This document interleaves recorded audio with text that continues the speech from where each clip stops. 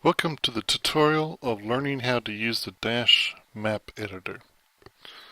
We're going to learn the simple way of using the editor by simple controls.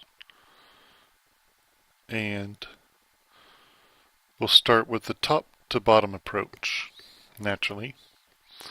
This is your wall square. Of course, I don't have it. I need to change the settings here. It's all messed up. It don't look right. If you drag your square from your wall, it automatically creates the square in the world. Now you can tell it exists when you click Reload Map here. Voila, it's still there. Now you can decide before you drag it your width and your height. So you can draw a bigger square from here to there, and voila, twice the size. And see when he does that, it pushes it down, and naturally you want to go back to there. Now Z-index helps you decide which one stays on top and which one stays on bottom. So if you go stone material and you say Z-index 4 and you drag your stone material over here, it stays on top. So you can click reload map, it stays on top. So if you go back over here and you move your square over here, it will stay on top. And no matter what, it'll still stay on top. Now if you want to delete it, you have to press the delete key on the keyboard and have the current square you want to delete. Your mouse got to be over it. You don't have to click on it, but you have to be over it. So you delete the stone square and you set Z-index back to 0. So you put another stone square out. Now it's up to the browser to decide which one is on top and which one's on bottom. Which it still thinks the stone square is on top. But you can't go by it unless you set the Z-index, because it'd be different in the inside the game. Now, let's say you're looking through the map and you need to see under squares without moving the squares. Well, you can press hide and hide the stone square. Or you can press show and bring the stone square back up. Same thing for the wall square too.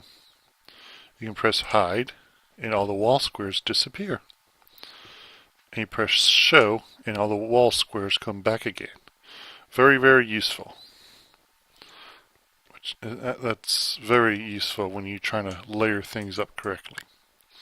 Now, with the mouse, it's very easy to actually construct things, but you don't want to layer things over unless you have to. You want to keep them contained in a you don't want them to be layered over. It's just not clean at all. And so here I am constructing the second part of this room for no apparent reason. And here we go. So I'm making, since that square in the middle here is stone, I go back to stone again. And you see there's whole different other squares I can pick, but since I'm just using that one, and this is the inside building, I just stick with the inside textures. And it's in alphabetical order. So you drag it here and drag it there, and you create a stone. And voila, you can get it to fit the door very easily. And I'm just doing this for fun. Since it is kind of fun designing this stuff in a way. And I can switch over to wall. It's all done by alphabetical order. And voila. It don't look that great, but that's alright. And now I can add a door. And actually is an exit, but once you click on it, you exit back into the world. So I'm going to try not to click on this one. Okay, good. I succeeded pretty well. So I made like a second room just for the fun of it. Alright, going back to wall. And bring the wall down.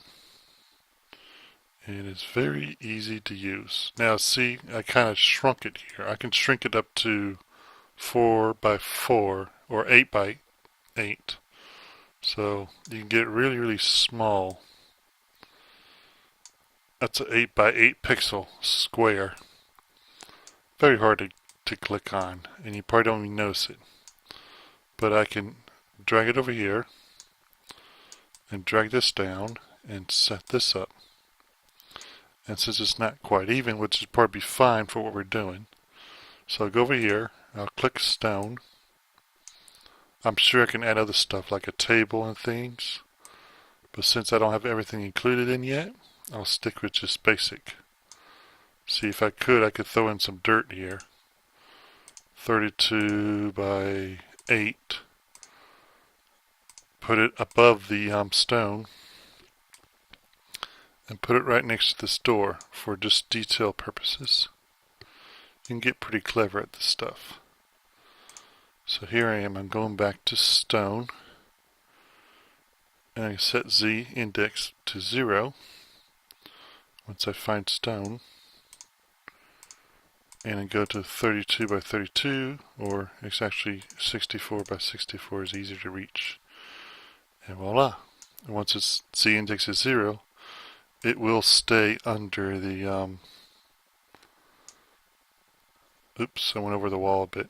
It will stay under this dirt square. And I go over here. Now the door, I'm pretty sure is 0, so I don't want to overlap it there. But I go over here, and I'm done. And that's your tutorial on how to use basic functions of the Dash Map Editor.